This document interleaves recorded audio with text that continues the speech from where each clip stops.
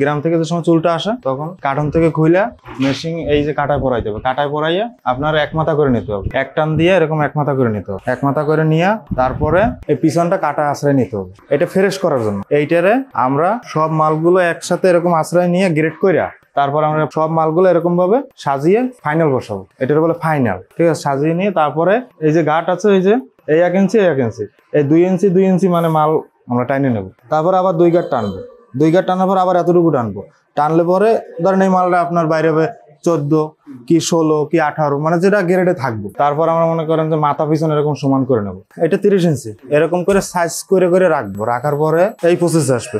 এখন এই মালটা ওকে, এগুলো হচ্ছে মাথাদের চিরুনি দাঁড়ানোর পর যে চুলটা ওঠে ওই চুলটা, প্রকৃত ওই চুলটাই আমরা এখানে প্রসেস করি। এটা এখন বাংলাদেশ থেকে রপ্তানি হয় চীনে, তাও প্রায় 18-20 বছর হয়ে গেছে এই ব্যবসাটা বাংলাদেশে। গ্রাম থেকে হকাররা সংগ্রহ করে, গ্রাম থেকে হকাররা সংগ্রহ করার পরে ওদের একটা মহাজন আছে, তাদের কাছ থেকে আমরা সংগ্রহ করি। আমরা সংগ্রহ করে ওটা মহিলাদের, গ্রামের মহিলা দিয়ে ওটার প্রসেস করে ছাড়াই। চিরুনি দাঁড়ানোর পর যেটা বের হয় ওটা সাধারণত গোল গোল হয়ে থাকে, গোল গুটি মতো হয়ে থাকে। ওইটা আমাদের যে মহিলাগুলা ওরা সুচ দিয়ে একটা একটা করে ছাড়াই, একটা গিটও থাকবে না, একদম ফুল ফ্রেশ একটা একটা করে বের করবে, অনেক সময় লাগে। বের করার পরে ওটা আমাদের বাড়িতে ওয়ার্কার আছে, ওটার প্রসেস করে, ওটার প্রসেস করার পরে ওটা ওয়াশ করে, শ্যাম্পু, হুইল, কন্ডিশন এগুলো দিয়ে ওয়াশ করার পরে রোদ্রে শুকাতে হয়। শুকানোর পরে ওইটার আবার আমরা আরেকবার প্রসেস করি। নেক্সট প্রসেসে ওটার হচ্ছে মাথা কাটে ওই যে লংগুলা এইগুলা সব সাইজ বাই সাইজ করি, সাইজ করে ওটা আমরা ঢাকায় নিয়ে আসি। আমাদের সাইজটা 6 ইঞ্চি থেকে শুরু হয়, 26 ইঞ্চি, 28 ইঞ্চি, 32 ইঞ্চি পর্যন্ত হয়ে থাকে।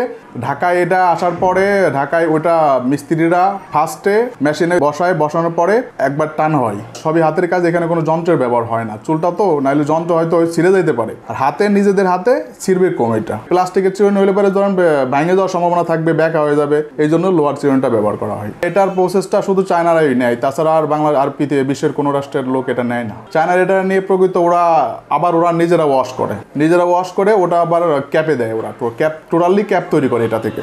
এটা যেটা দেখতেছেন এটার নাম হচ্ছে টুয়েজার। হ্যাঁ, এটা দিয়ে আর কি আপনার এই চুলটা আর কি টানা হয়। আর এই যে ঘাটটা দেখতেছেন না, এখানে 2 ইঞ্চি পরিমাণ আর কি মানে জায়গা আছে এখানে, মানে এই জায়গা থেকে 2 ইঞ্চি পরিমাণ এই ঘাটটা যদি আমি এখানে আউগাই দিই, এখানে আউগাই দিলে আপনার মনে করেন যে এটা একটা সাইজ মতো আর কি, মানে টান দিলে মানে সাইজ মতো আর কি মালটা আর কি বাইর হয়। এখানে যে এখন আমার হাতে যে মালটা নামতেছে এটা হচ্ছে আপনার এই 12 ইঞ্চি আছে এখানে, 12 ইঞ্চি আছে। যে এখানে ঘাট আছে, ঘাট হিসাব আছে। এই যে এই ঘাট যেমন এই যে এটা হচ্ছে 8-এর ঘাট, এটা হচ্ছে 10-এর ঘাট, আর এটা হচ্ছে 12-র ঘাট।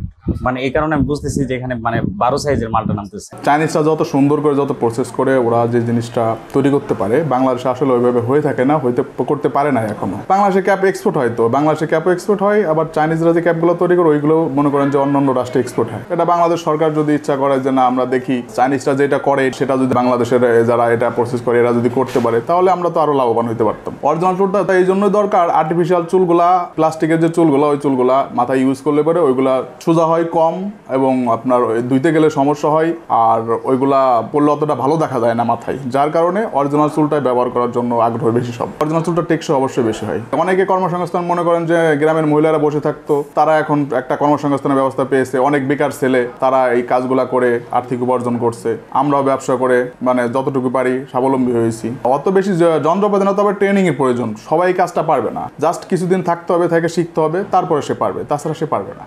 চলতির সকল দর্শকদের জানাই ঈদ মুবারক, ঈদ মুবারক, ঈদ মুবারক।